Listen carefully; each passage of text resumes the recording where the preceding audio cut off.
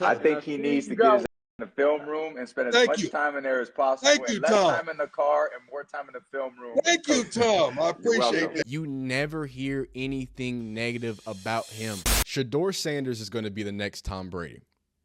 That clickbait worked. That was a good hook. Okay, so today what we're going to talk about is the disrespect that Shedeur Sanders continues to be faced in his relationship with Tom Brady and how that's kind of alluded to this whole ball pat situation. We're going to start with an Ian Rappaport interview. We're also going to talk about that interesting interview with Kay. You know what I'm saying? Apparently the Pittsburgh interview in meeting went really well. Maybe he's going to sell there at 21. So let's hear from Shedeur Sanders. If you enjoyed these types of videos, if you hate clickbait, dislike the video. If you enjoy these types of videos, like the video. Subscribe if you want to see college football content, daily football content, draft stuff, everything else in between, man. Let's start with Shedeur talking to old Rap Sheet. Enjoyed this. I mean, it's hard. You got to, and you haven't done a ton of travel, but some, obviously, and you're literally in the airport right now, so clearly traveling some. Yeah. But has the process been fun, or is it just a grind and you're like, get me to draft night?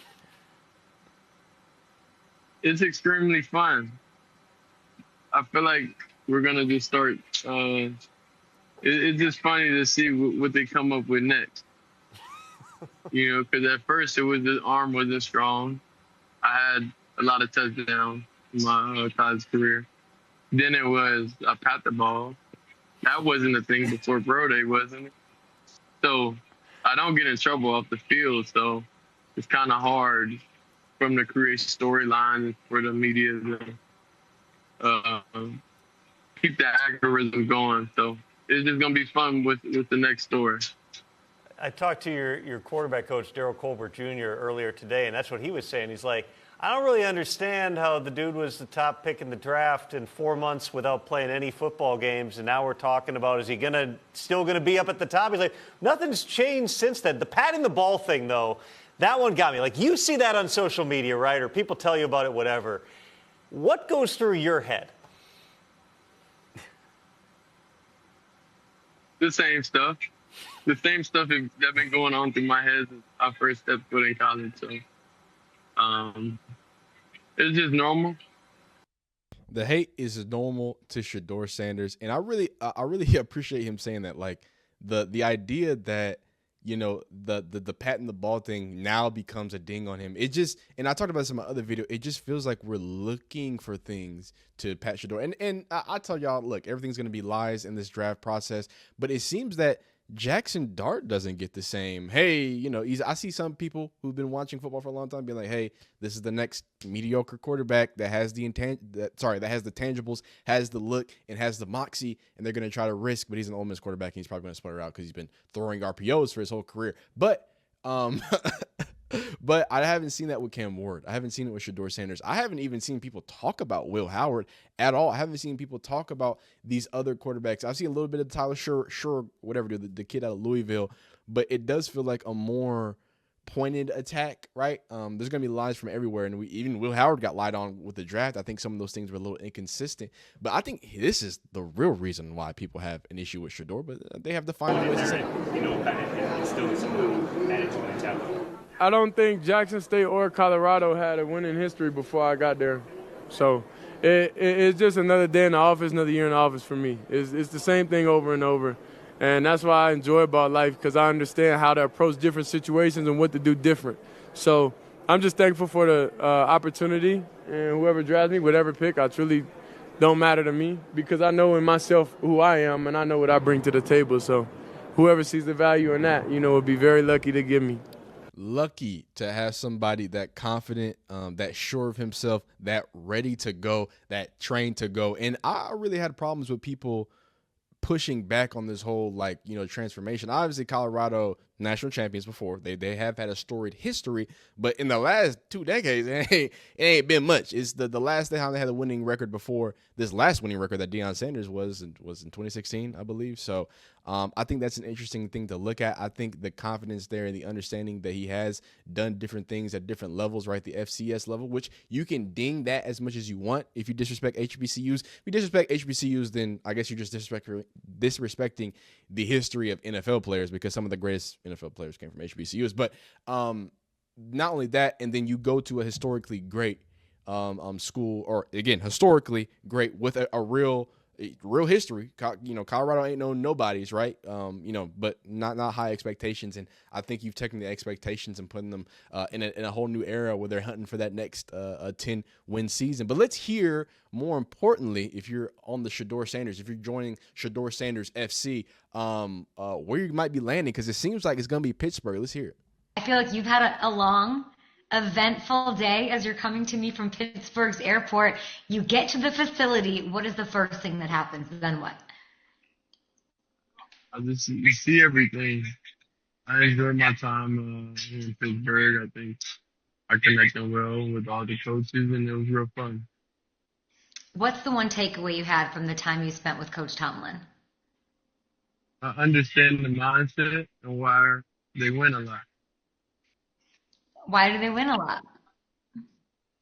Just how he is as a person, and you know, just the values that the team has, and what he preaches from his staff down is similar to like my dad. Okay, if you were to give yourself like a grade on how it went, because it's kind of like a job interview, right? You want to make sure you like it, they like you. What grade would you give yourself? It was a 10. It was a 10. Okay. Legendary. I love that. What was like your favorite part? What was the best part of the day? Of course, talking football. Talking football is my favorite part. And just really just getting to know each other. That's it. I mean, I've seen what you can do with the 1-11 team. Is it even fair? Should you be allowed to go to a 10-win team like the Steelers? That's on the people. That's on the other franchises that make that mistake and let me go there.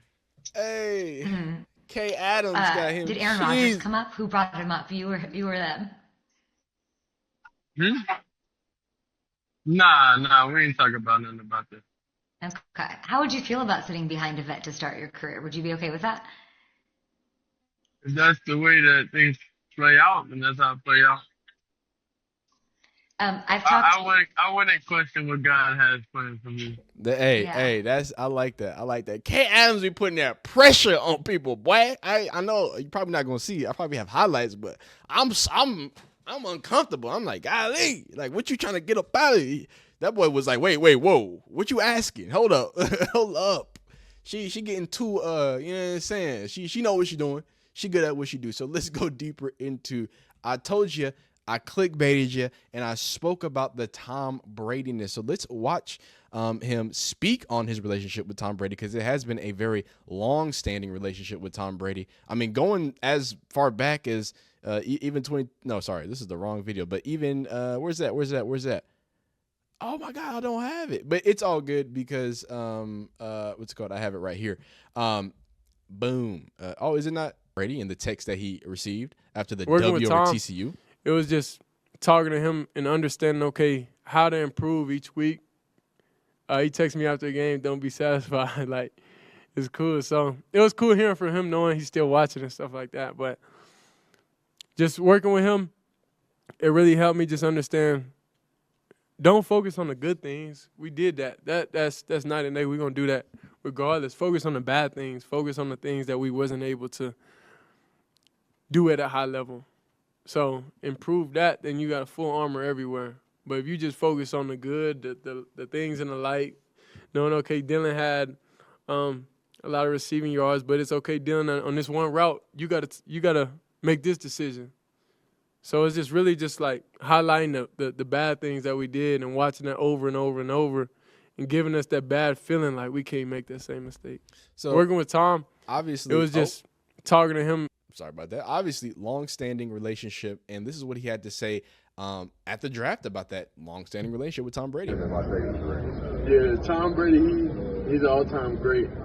Being able to have that resource, being able to have that person I'm able to talk to and call whenever I'm having questions about the game, and he's able to relate to it because he did it at the highest level. It's truly amazing. I'm thankful for that.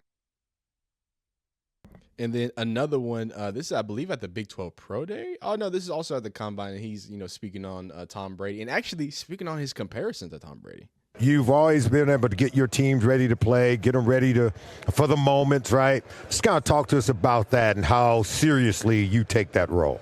It's extremely serious. Whenever you see me go on that bench and put that towel over my head, you know it's a different.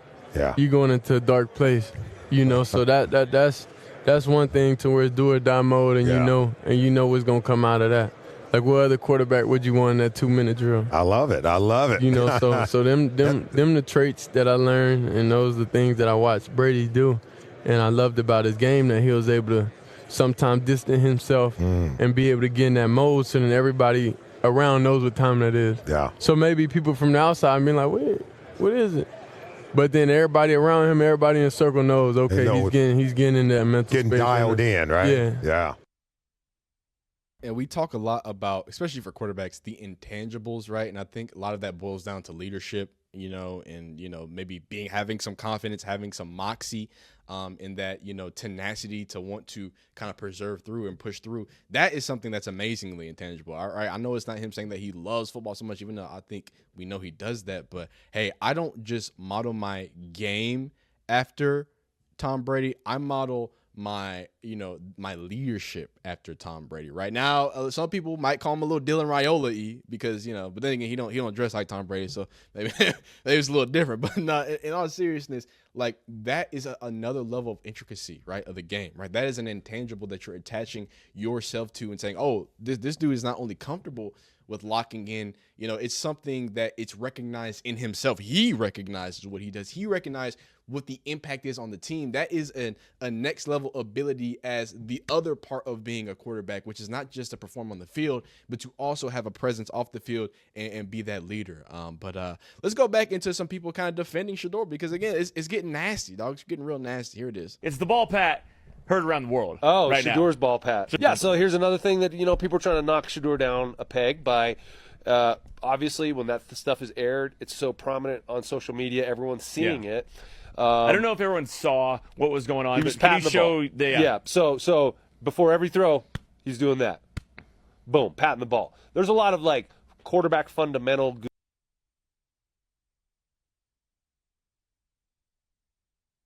guru people who tell you not to do that. Sure. But then you'll look at the tape, and Tom Brady would pat the ball, and Aaron Rodgers, some of the best quarterbacks ever, would pat the ball.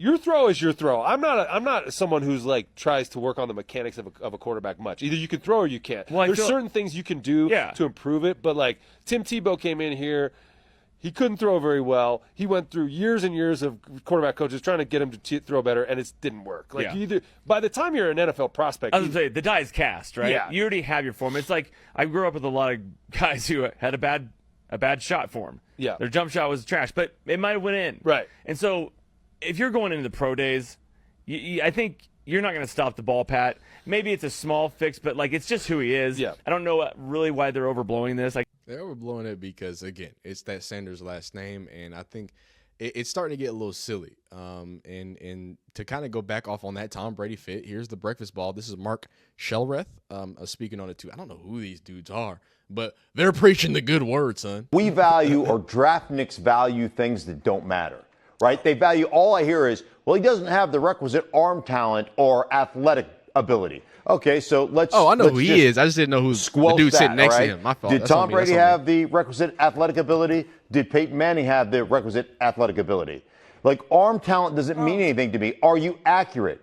You ask anybody who covers the NFL draft, anybody who does this for a living, Shedeur is one of the most accurate quarterbacks in here. Now, here's what I know about accuracy. You cannot be accurate throwing the football if you're not on time throwing the football. And you cannot be on time throwing the football if you're not reading the defense and understanding who you're putting in conflict and where you're throwing the football. And then the second criticism that I hear a bunch is he takes too long to throw the ball. The longest average time to throw the ball in college football. Who gives a rip? If you're playing an actual NFL offense, his coordinator is Pat Shurmur. They're running an NFL-style offense instead of 18 bubble screens in a game where you're inflating your time to throw the ball, or you're deflating your time to throw the ball. Like if I go, set hut, throw a bubble screen, Now, I will give him some pushback because Shedeur Sanders does have a pretty high percentage of screens and bubbles and things like that, but so does Jackson Dart. And, you know, we have statistics on that, but we'll get deeper into that because y'all think I'd be hating Jackson Dart, so I'm not going to go too deep on that. But I do want to go take the next step about him speaking about Shedeur Sanders being in a real pro offense. My problem with that is that it doesn't even give him enough credit because not only was it a pro offense, but it was a pro style offense that lacked, 12 personnel, 22 personnels, didn't use any tight ends, right? Specifically, not a lot of tight ends on the line. They weren't getting a lot of tight end value even this last year. And then on top of that, right, you talk about the fact that they used no motion to get people open. They didn't use the dynamicism, which is a modern NFL trait. So much motion and misdirection. If you look at Steve Sarkisian obviously he was in NFL, but he has like a spicy NFL offense because again it has to be a little more simple. But because you're probably not gonna run that double, triple, reverse misdirection thing that he runs. I think they're fun to watch. But all the motions, all the help, that's helping these guys get free. That's helping get some nice one-on-ones, helping get some space at the line so your wide receivers don't get jammed. That's not he never had that luxury. He never had the luxury of another what's it called? What do you call them? Blocker on the line. Even though they did block some tight end, I know they did block some tight end. It wasn't as consistent as you would expect. So I feel like some of those things were working against him. I feel like some other things kind of worked for him in the end. But at the end of the day, all the hate comes from now. Like I said, I showed one video, but this video too. This is where a lot of it comes from too, man. I like that I'm able to get in the forefront of everything and they're able to understand me and ask me whatever question they want. I'm not ducking, I ain't hiding, I'm right here loud in the flesh, able to answer whatever questions is out there. And so many people, they look at your dad and say like that's his involvement is a bad thing, but how much has that been a positive thing for you just to be ready for these bright lights? I ain't know your parents, being involved and wanting the best for you is a problem. Right. I think as parents, each and every one will want the best for their kids. So the fact that he has an opportunity to do that for me and he has the best quarterback in the country, he's supposed to do that. A best quarterback in the country, the confidence will never waver, and I don't think it ever should be. I think it's ridiculous, dog. I think it's ridiculous that we've gotten to this point where the defense has to be what the defense is, right? Where we have to get into these conversations about why there is just simply no extended value or any grace to Shedeur Sanders, who's been working with Tom Brady for years, right? Who might know something about throwing a football, who every single time gives his grace and things like that. And I want to stick on something just to close this video off, because I think the thing that makes me the most upset is the fact that they found so many things about him. And, people like Isaiah Bond are getting, arrested. People like Lacey are getting arrested, Kyron Lacey. And again, it's a very wide receiver thing. So that's just a little different. But regardless, right, if you're going to talk about him so much, right, he's not doing anything negative. Y'all are talking about him. Y'all are asking him questions, and he's answering them with some confidence. He's answering them like he had a dad in his life that told him that, hey, dog, you're pretty good. And maybe he's put in some work and to improve and get better to be a top-tier ranking. One of the top, most accurate quarterbacks in the history of college football. Trained with one of the greatest, if not the greatest, quarterback of all time. And a quarterback, as you see them working on deep mechanics, not just a quarterback who's just whatever, a quarterback that matches his style. That's his type of quarterback, a pocket passer. But back to what I was saying, all of these negative things, and again, it's draft time, so maybe they just want him to fall to 21. Maybe Mike Tomlin just has the voodoo out there. But he doesn't do anything bad off the field, dog. And I know we can talk about Shiloh's thing, but again, that's Shiloh, so that's a whole nother conversation for another day. But you never hear anything negative about him. Now, people get upset about what he does on the field to other competitors while he's doing, his job, putting the wrist up, XYZ, you know what I'm saying? Getting in the face of some people who were talking greasily to him. He's done that, right? But that's football, baby. Like, I don't know if y'all I don't know who's talking. I don't know if y'all ever played football, but it's kind of a physical sport. I don't want somebody nice. I'm not sure if you ever seen Tom Brady almost drop kick Tyrann Mathieu, but that's some good I like that. You know what I'm saying? But that's it, man. Some of the lines continue, but some people are talking the praise. Seems he's going to fall to 21 at Pittsburgh. I don't think it would be a bad idea. I think Shedeur Sanders needs to be put in the best situation possible, just to get back at the haters, right? Because why would, don't let him fight an uphill battle. Get set up, get a year under his belt, you know what I'm saying? Test the arm out, and then come out and just start blazing him up, because that is what it is, you know what I mean? But let me know, comment down below where you think Shedeur Sanders will get drafted. Is he going at 21? Is he going in the top 3? Is he still a top 5 quarterback? Is this all draft smoke and mirrors? Let me know. Like this video if you like it, dislike if you don't like it, subscribe if you enjoyed daily foosball, draft, NIL, college football, everything else type of content, man. I appreciate y'all being great. Thank you. Continue to be great. But you already knew you was great, right? You knew that.